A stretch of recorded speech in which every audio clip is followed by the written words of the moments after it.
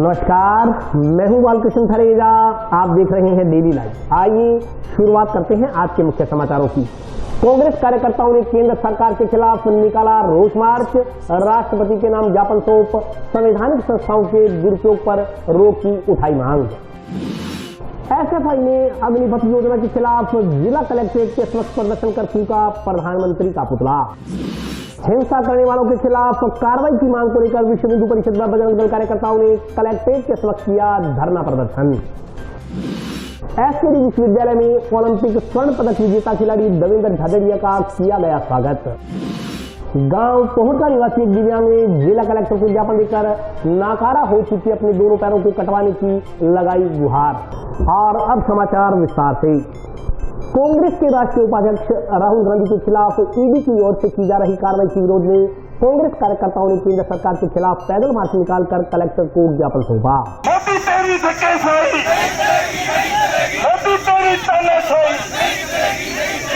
कांग्रेस के राष्ट्रीय उपाध्यक्ष राहुल गांधी के खिलाफ ईडी की ओर से की जा रही कार्रवाई के विरोध में एआईसीसी व पीसीसी के निर्देशानुसार कांग्रेस पार्टी कार्यकर्ताओं ने जंक्शन में केंद्र सरकार के खिलाफ पैदल मार्च निकाला। पीसीसी सदस्य एवं जिला प्रभारी जियाउर रहमान आरिफ के नेतृत्व में निकाला गया पैदल मार्च सर्किट हाउस से रवाना होकर जिला कलेक्ट्रेट पहुंचा। जिला कलेक्ट्रेट के समक्ष कांग्रेस कार्यकर्ताओं ने केंद्र सरकार के खिलाफ विरोध प्रदर्शन किया। इसके बाद राष्ट्रपति के नाम का एक ज्ञापन जिला कलेक्टर को सौंपा गया। इस दौरान जियाउर रहमान आरिफ ने कहा कि केंद्र सरकार की ओर से पिछले कुछ दिनों से कांग्रेस पार्टी के राष्ट्रीय अध्यक्ष श्रीमती सोनिया गांधी और उपाध्यक्ष राहुल गांधी को सम्मन देकर तंग परेशान किया जा रहा है। 30 घंटे की पूछताछ के बावजूद कुछ हासिल नहीं हो रहा। उनके समर्थन में दिल्ली पहुंचे पार्टी के नेताओं के साथ दुर्व्यवहार किया गया, उन्हें हिरासत में लिया गया। इससे लगता है कि अघोषित आपातकाल देश में लागू कर दिया गया है। केंद्र की मोदी सरकार लोकतंत्र की धज्जियां उड़ा रही है। ईडी, इनकम टैक्स, सीबीआई जैसी संवैधानिक संस्थाओं का मजाक बनाया जा रहा है। यह सब संस्थाएं केंद्र सरकार के दबाव में काम कर रही है। इसी के विरोध में सभी जिलों में जिला मुख्यालय पर कांग्रेस पार्टी की ओर से पैदल मार्च निकाले जा रहे हैं। नौहर के विधायक अमित चाचान ने कहा कि देश की तानाशाह मोदी सरकार की ओर से केंद्र की संवैधानिक संस्थाओं का दुरुपयोग किया जा रहा है। पार्टी के राष्ट्रीय नेता राहुल गांधी से ईडी की ओर से 30 घंटे से ज्यादा समय तक पूछताछ की गई। केंद्र सरकार की ओर से अपनाई गई तानाशाही रवैये के खिलाफ कांग्रेस कार्यकर्ता विरोध दर्ज करवा रहे हैं। चाचान ने कहा कि दिल्ली में अखिल भारतीय कांग्रेस कमेटी के कार्यालय में पार्टी के नेताओं को नहीं जाने दिया जा रहा। दिल्ली पुलिस की ओर से सबको हिरासत में लिया जा रहा है, उनके साथ दुर्व्यवहार किया जा रहा है। यह तानाशाह मोदी सरकार देशवासियों को ब्रिटिश शासन की याद दिला रही है। जिस तरह से ब्रिटिश शासन काल में लोगों पर अत्याचार हुआ, आज उसी के नक्शे कदम पर चलते हुए मोदी सरकार इतिहास को दोहरा रही है। इस मौके पर कांग्रेस नेता गुरमीत सिंह चंद्रा ने कहा कि मुख्यमंत्री, सांसद व विधायक तकों को हिरासत में लिया जा रहा है। सरकार का यह तानाशाही व्यवहार निंदनीय है। उन्होंने कहा कि राष्ट्रपति के नाम ज्ञापन सौंप मांग की गई है कि मोदी सरकार कुंभकर्णी नींद से जागे, अपने रवैये में सुधार लाए ताकि आम जन को राहत मिल सके। पैदल मार्च में प्रदेश कांग्रेस कमेटी सदस्य श्रीमती शबनम गोदारा, डीसीसी के पूर्व अध्यक्ष सुरेंद्र दादरी, विनोद गोटवाल, भूपेंद्र चौधरी, श्रवण तंवर, मनीष गोदारा, जयदेव बिड़ासरा, अश्विनी पारिक सहित अन्य कार्यकर्ता मौजूद रहे। आज हमारा ये जिला कांग्रेस कमेटी का प्रोग्राम था। इसमें सभी जिला कांग्रेस की तरफ से हमारे एमएलए कैंडिडेट्स थे, उन सभी को बुलाया गया था। हमारे जिला प्रमुख के साथ थे, हमारे चेयरमैन और प्रधान सभी आज इस प्रोग्राम में आए हुए। और आज सर्किट हाउस से लेके कलेक्टर तक हमने पैदल मार्च किया है। और ये हमारा रोष है कि जो बीजेपी सरकार आम जन के साथ और खासतौर पर कांग्रेस पार्टी के साथ अन्याय कर रही है, धक्केशाही कर रही है, उसके विरोध के अंदर ये प्रदर्शन किया गया है। और आज हमने कलेक्टर साहब को राष्ट्रपति के नाम ज्ञापन दिया है, जो भी अभी हम लेकर आए हैं। तो मैं समझता हूँ कि अगर यह सरकार जब तक यह काम बंद नहीं करेगी, तब तक कांग्रेस पार्टी इसी प्रकार करने की कोशिश करती है। जैसे देश की तानाशाह मोदी सरकार ने केंद्र की संवैधानिक संस्थाओं का दुरुपयोग करते हुए जिस तरह से उनका उपयोग किया जा रहा है, हमारे राष्ट्रीय नेता राहुल गांधी जी को पिछले 4 दिनों में 30 घंटे से ज़्यादा ईडी के द्वारा पूछताछ की जा रही है। तानाशाह जो रवैया अपनाया हुआ है, उसी के संदर्भ में एआईसीसी के निर्देशानुसार आज पूरे देश में जिला मुख्यालय पर भाजपा सरकार के खिलाफ विरोध प्रदर्शन किया जा रहा है। हम सब ने देखा कि हमारा जो अखिल भारतीय कांग्रेस कमेटी का कार्यालय था, उसके अंदर भी चाहे वो मुख्यमंत्री और सांसदों, विधायक और पदाधिकारियों को जाने नहीं दिया जा रहा, सबको हिरासत में लिया जा रहा है, सबके साथ दुर्व्यवहार किया जा रहा है।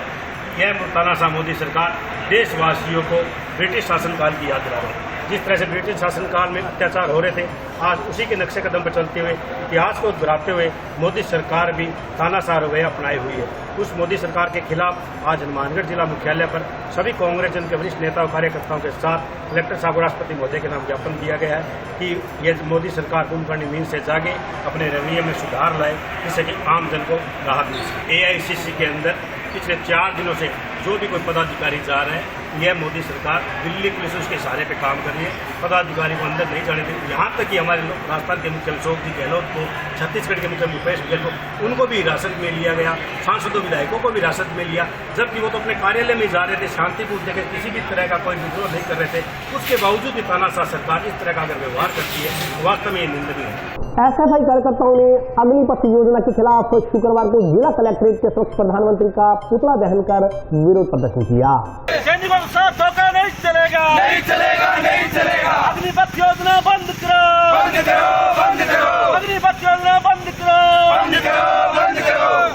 भारतीय सेना में भर्ती के लिए केंद्र सरकार की ओर से घोषित अग्निपथ योजना के खिलाफ विरोध प्रदर्शन की आंच अब हनुमानगढ़ तक पहुंच गई है। अग्निपथ स्कीम के खिलाफ शुक्रवार को जनवादी नौजवान सभा में SFI के कार्यकर्ताओं ने जिला कलेक्ट्रेट के समक्ष प्रधानमंत्री नरेंद्र मोदी का प्रतीकात्मक पुतला दहन कर विरोध प्रदर्शन किया। पुतला दहन के बाद राष्ट्रपति के नाम उपखंड अधिकारी को ज्ञापन सौंप सेना भर्ती से केंद्र सरकार की अग्निपथ योजना वापस लेने की मांग की गई। इस मौके पर DYFI कार्यकर्ताओं ने कहा कि केंद्र सरकार सेना भर्ती के संदर्भ में अग्निपथ योजना लेकर आई है। इस योजना के तहत सैनिकों को 4 साल के लिए संविदा पर रखा जाएगा। उन्हें अग्निवीर का नाम दिया जाएगा, जो कि युवाओं के साथ मजाक है। उन्होंने कहा कि पिछले कई सालों से सेना की भर्ती नहीं हुई। सेना में करीब 2 लाख पद खाली पड़े हैं। अभी आर्मी में 12,64,000, एयरफोर्स में 1,88,000 व नेवी में 84,000 सैनिक हैं, जो देश की सीमा की रक्षा करते हैं। वे पूरी तरह से शिक्षित, प्रशिक्षित व आधुनिक हथियारों से सुसज्जित हैं। लेकिन केंद्र सरकार सेना में 4 वर्ष के लिए भर्ती करेगी तो वह इतने प्रशिक्षित नहीं होंगे, क्योंकि घर में बीमार व अन्य कार्यक्रमों में 10 से 11 माह तो छुट्टियों में ही गुजर जाएंगे। SFI के यश चेलाना ने कहा कि केंद्र सरकार की अग्निपथ योजना देश को खत्म करने का काम करेगी, क्योंकि 6 माह की ट्रेनिंग से सेना में भर्ती होने वाले युवा दुश्मनों को टक्कर नहीं दे पाएंगे। उन्होंने कहा कि पिछले 2 सालों से लाखों की संख्या में युवा सेना भर्ती की तैयारी कर रहे हैं। उन्हें 4 साल के लिए सेना में भर्ती करना उनके साथ धोखा है। चुनाव के दौरान केंद्र की भाजपा सरकार ने हर साल 2 करोड़ लोगों को रोजगार देने का वायदा किया था। सरकार यह वायदा पूरा नहीं कर रही है। उन्होंने कहा कि उल्टा देश की सीमाओं को संविदा पर बड़े बड़े पूंजीपतियों के हवाले करने का काम केंद्र सरकार द्वारा किया जा रहा है, जो बेहद खतरनाक है। उन्होंने कहा कि 4 साल बाद सेना में नौकरी करने के बाद उस युवा को कोई रोजगार नहीं मिला तो सामाजिक ताना बाना छिन्न भिन्न हो जाएगा। इस मौके पर हरदेव सिंह, इरफान, अमर, इकबाल खान, सुखचैन सिंह, श्रवण कुमार सहित अन्य लोग उपस्थित रहे।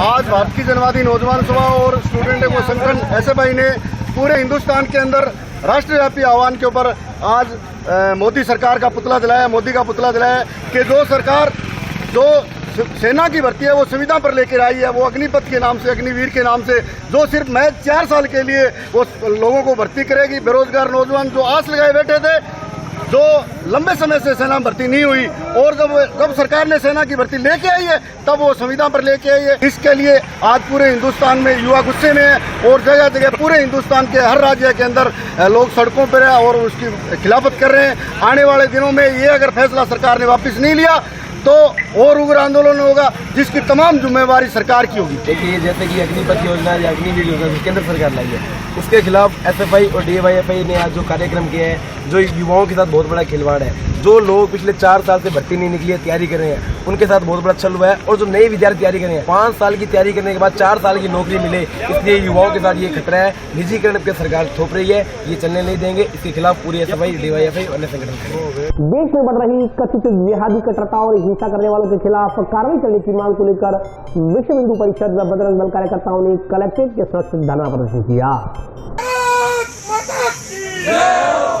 बजरंग दल के जीते हैं, अपने दम पर जीते हैं। बजरंग दल के जीते हैं, अपने दम पर जीते हैं। देश में बढ़ रही इस्लामिक जिहादी कट्टरता और हिंसा करने वालों के खिलाफ कार्रवाई करने की मांग को लेकर विश्व हिंदू परिषद व बजरंग दल कार्यकर्ताओं ने शुक्रवार को जिला कलेक्ट्रेट के समक्ष धरना प्रदर्शन किया। मांग के संदर्भ में राष्ट्रपति के नाम उपखंड अधिकारी को प्रांत सह संयोजक आशीष पारिक के नेतृत्व में ज्ञापन सौंपा गया। इस दौरान आशीष पारिक ने कहा कि पिछले कुछ समय से देश भर में इस्लामिक जिहादी कट्टरता बढ़ती जा रही है। योजना पूर्वक हिंदुओं पर हमले किए जा रहे हैं। वर्ष प्रतिपदा एवं भगवान श्री राम के प्रकट उत्सव श्री राम नवमी पर देश भर में शोभा यात्राओं पर पथराव और हमले किए गए। इसके कारण अनेक अनेक स्थानों पर कर्फ्यू लगाना पड़ा और देश भर में तनाव की स्थिति बनी रही। हिंदू समाज ने धैर्य रखा, इसके कारण कोई बड़ी अनहोनी नहीं हुई। बाद में कुछ स्थानों पर श्री हनुमान जयंती की शोभा यात्राओं पर भी पथराव किया गया। पारिक ने कहा कि हिंदू समाज अपने ही देश में अपने ही आराध्य देवों की शोभा यात्रा नहीं निकाल पा रहे हैं। हिजाब विवाद के समय भी कर्नाटक में बजरंग दल कार्यकर्ता की निर्मम हत्या कर दी गई थी। उस समय भी अनेक स्थानों पर हिंदुओं पर हमले हुए। अभी हाल ही में नूपुर शर्मा व नवीन जिंदल के बयान को लेकर गत 2 शुक्रवारों को हिंदू समाज पर हमले किए गए। उन्होंने कहा कि पुलिस बलों पर भी हमले हुए, अनेक लोगों को जान से मारने की धमकियां दी जा रही हैं, कानून का जिहादियों ने मजाक बना दिया है। उन्होंने कहा कि बंगाल और केरल की राज्य सरकारें तो उत्पात मचाने वालों के साथ खड़ी नजर आ रही हैं, जबकि अनेक विधर्मियों की ओर से हिंदू देवी देवताओं के बारे में अनर्गल प्रचार प्रसार किया जा रहा है। सांप्रदायिक विद्वेष फैलाने वाले वक्तव्य दिए जा रहे हैं, फिर भी देश के अनेक सेक्युलर पक्ष मौन रहते हैं। उन्होंने कहा कि बात बात पर लोकतंत्र के खतरे में होने की दुहाई देने वाले अनेक राजनीतिक दल गत 2 शुक्रवार को हुई लोकतंत्र की हत्या पर मौन है। इनके मौन रहने से देश का सामाजिक सद्भाव तो बिगड़ता ही है, उत्पात मचाने वालों के हौसले भी बढ़ते हैं। ज्ञापन के अनुसार संपूर्ण देश का हिंदू समाज इन हमलों से आहत और आक्रोशित है। ज्ञापन देने वालों में इंद्रजीत नंदीवाल, मोहन चंगोई, कुलदीप नरूका, सुभाष खीचड़, सतपाल स्वामी, मधुसूदन शर्मा, विनोद बिश्नोई, सुरेंद्र बिश्नोई, संजय भादु, सचिन रजत, महेंद्र पूनिया, राजेश कुमार, ओम सारस्वत, लोकेंद्र लिम्बा, पवन सोनी, विनोद सैन सहित अन्य कार्यकर्ता मौजूद रहे। जैसा कि आप काफी दिन से देख रहे हैं, जो ये नूपुर शर्मा वाला प्रकरण हुआ उसके बाद से लगातार कुछ लोग जो हैं देश में अस्थिरता फैलाने का प्रयास कर रहे हैं। जैसा कि विश्व हिंदू परिषद बजरंग दल का स्टैंड भी है और हम हमेशा से ये मानते रहे हैं कि भारत माता जो है वो सबसे सर्वोपरि है और उसको नुकसान पहुंचाने का हक किसी को नहीं है। अगर कुछ गलत था, अगर किसी के विरुद्ध गलत बोला गया था, तो मैं तो आज भी ये मांग कर रहा हूँ कि पैगंबर के विरुद्ध यदि गलत बात किसी ने कही है तो उसकी जांच करा ली जाए। अगर उन्होंने गलत कहा है तो मुल्ला मौलवियों को, आजियों को इनको आगे आना चाहिए और बताना चाहिए, देश को बताना चाहिए, अपने जो मुस्लिम जो उनके लोग हैं उनको बताना चाहिए, हिंदू जो लोग हैं उनको पता लगे कि मोहम्मद साहब ने ऐसा नहीं किया था। और ये जो प्रोपेगेंडा ये नुपुर ने रखा या किसी ने भी मान लो इसके विरुद्ध अगर बोला है तो वो सारा साफ आना चाहिए। लेकिन उसका ये मतलब नहीं है कि आप कहीं भी जाकर के और गुंडागर्दी करो, कानून अपने हाथ में लो, देश की सरकारी संपत्ति का नुकसान करो।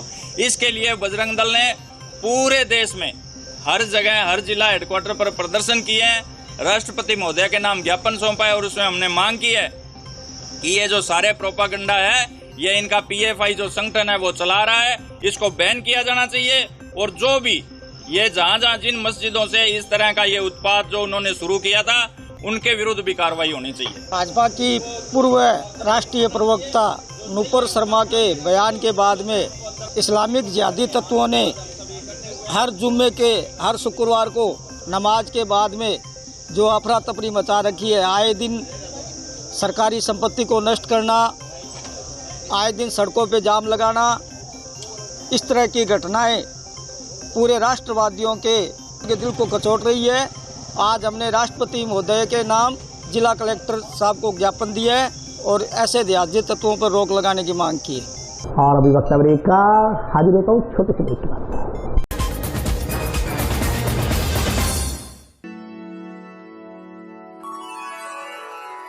यूं तो कई बार मुझे हंसते देखा है, पर ये हंसी कुछ और है। ये गहना मुझ पर जचता है, पर ये महज एक गहना नहीं, ये रूपरेखा है मेरे मन की, हंसती खिलखिलाती लहरों की,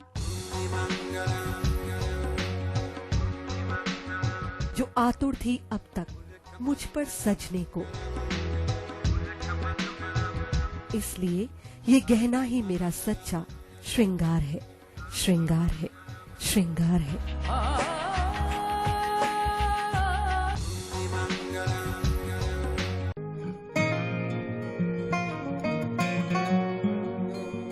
बेटा सतीश, देख बेटा, बिजली का बिल आया है, कोई छूट भी मिली है क्या?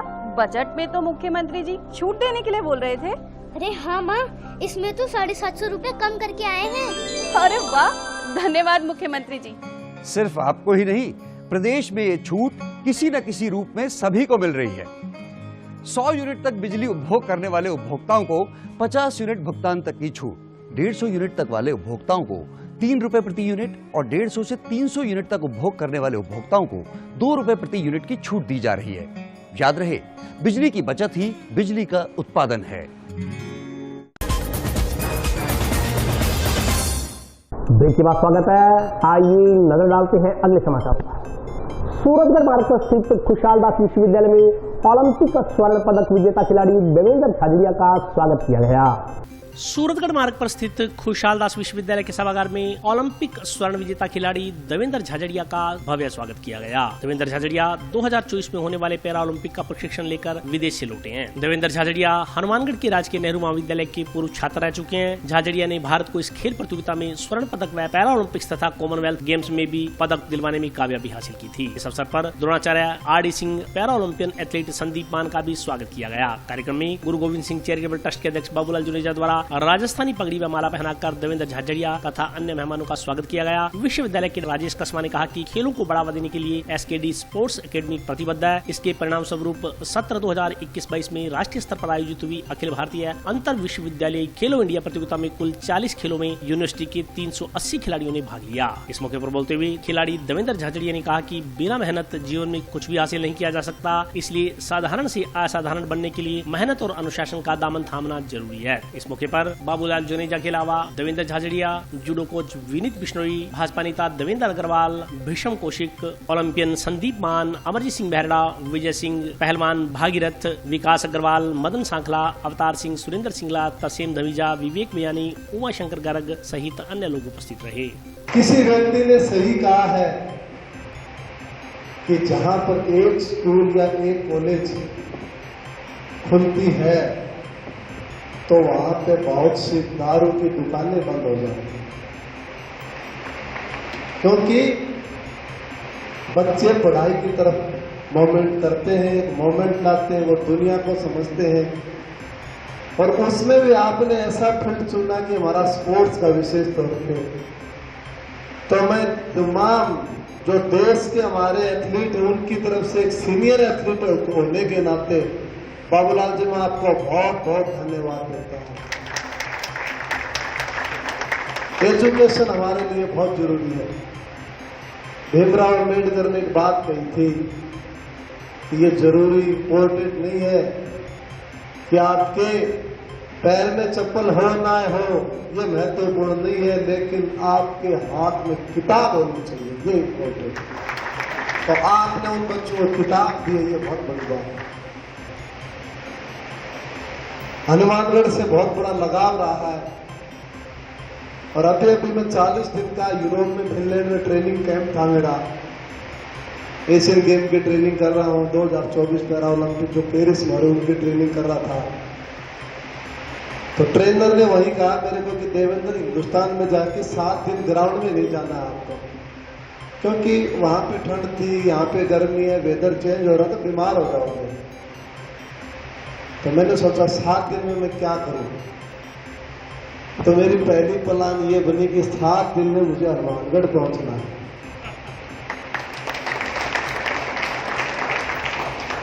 आज अपनों के बीच में आकर के कहीं न कहीं बहुत बड़ी खुशी भी हो रही है, लेकिन पुराने दिनों को याद करते हर व्यक्ति भावुक भी होता है, तो भावुक भी हो रहा हूँ। बहुत पुराने टाइम से जानता हूँ, जब ये NNPG कॉलेज में आर.डी. सिंह जी के पास प्रैक्टिस करते थे, और देवेंद्र और संदीप मान ने हमेशा जूडो खिलाड़ियों को भी बहुत मोटिवेट किया है। जूडो सेंटर पे कई बार आए हैं। संदीप ने हमारे कुछ खिलाड़ी जो विनर रहे हैं उनको भी सम्मानित भी किया है, प्राइज डिस्ट्रीब्यूशन भी किया है। आज मैं आपके साथ एक बात और शेयर करना चाहता हूँ आर.डी. सिंह जी के बारे में। आपको आजकल के यूथ को पता नहीं है कि एक टाइम ये था जब बीकानेर यूनिवर्सिटी नई बनी थी, तो यहाँ से ऑल इंडिया यूनिवर्सिटी के लिए हनुमानगढ़ से लड़कियों की टीम नहीं जाती थी। ये अब किसी को नहीं पता है। अगर आप अपना लक्ष्य निर्धारित कर लेते हैं तो निश्चित रूप से आप वो सब पा सकते हैं जो हमारे बीच में आज देवेंद्र जी झाझड़िया ने, संदीप मान ने, विनीत बिश्नोई ने, विक्रम मान ने, या जो भी अलीशा बैठी है यहाँ पर, मस्तान सिंह जी बैठे हैं। आज लगभग 15 वर्षों बाद मेरी कर्म भूमि हनुमानगढ़ में आने का मौका मिला। एसकेडी यूनिवर्सिटी में आज जो मेरा अभिनंदन प्रोग्राम किया, सबसे पहले मैं यूनिवर्सिटी को बहुत बहुत धन्यवाद देना चाहता हूँ। और यहाँ पे जो आके मुझे एक महसूस हुआ कि आने वाले टाइम में मैं बिल्कुल कॉन्फिडेंस में हूँ कि हिंदुस्तान कैसे बदलेगा स्पोर्ट्स में। वो इसलिए बदलेगा कि आज जो खेल प्रांगण देखा मैंने एसकेडी यूनिवर्सिटी का, यहाँ पे अलग अलग डिसिप्लिन में काफ़ी अच्छे ग्राउंड्स हैं और मेरे ख्याल से इस संभाग का सबसे अच्छे ग्राउंड है यहाँ पे। जब ग्रास रूट पे हमें ऐसी फैसिलिटी मिलेंगी, युवाओं को एक मौका मिल रहा है, तो इसमें कोई शंका नहीं, आने वाला टाइम भारत का होगा, भारत के युवा का होगा। अपनों से मिलके काफ़ी खुश हुआ। मेरे कोच जो कि दुनिया में मुझे चैंपियन बनाए, आज आर.डी. सिंह जी मेरे साथ हैं। गुरुजी से मिलने का मुझे अवसर मिला है। आज का दिन मेरे लिए ऐतिहासिक रहा है और मैं उम्मीद करता हूँ यहाँ के जितने भी लोग हैं, उन लोगों से कहीं न कहीं मुझे जो प्रेरणा मिली है, उनसे जो आशीर्वाद मिला है, उसी का परिणाम है कि आज मैंने ओलंपिक जैसे खेलों में 3 मेडल जीते। आने वाला मेरा लक्ष्य है एशियन पैरा गेम्स जो चाइना में हो रहे हैं और पेरिस ओलंपिक पैरालंपिक्स 2024। मैं चाहता हूं देश के लिए 1 मेडल और जीतूं। युवाओं के लिए मेरा एक ही संदेश है, अपना लक्ष्य निर्धारित करें। 1 मिनट में कोई सफल नहीं हो सकता।